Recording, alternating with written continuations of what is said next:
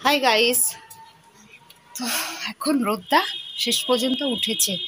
ভোরবেলা থেকে বৃষ্টি হচ্ছিল, ভোরবেলায় উঠেছি তখন থেকে বৃষ্টি হচ্ছিল। বাবা বাঁচা গেছে, রোদটা উঠেছে। ভেবেছিলাম যে আজকে রোদ উঠবে না। কি অবস্থা, রোদ না উঠলে যে কি বাজে লাগে বাবা, চারিদিকে স্যাঁতস্যাঁতে ভাব, জামা কাপড়গুলো শুকায় না।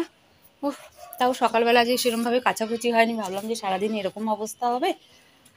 আর কাচা কুচা তো আমাদের প্রতিদিন কাচতেই হবে, তা না হলে হবে না।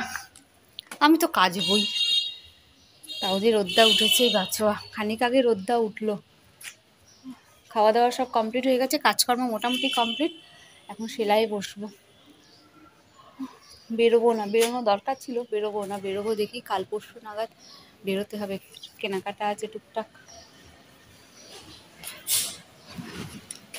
এখন একটু চা খেলে ভালো হতো, দেখি একটু চাটা ভাবছি, চাটা খেয়ে তারপরে সেলাইয়ে বসবো। আর সেলাইয়ে বসলে না উঠতে ইচ্ছা করে না, ভাবে কি করেই যাই।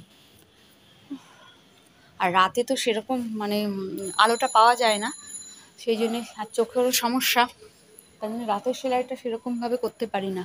এই দিনের আলোটাকে কাজে লাগাতে হবে। যাই, এবার ঘরে যাই, গিয়ে গিয়ে এখন চা করি।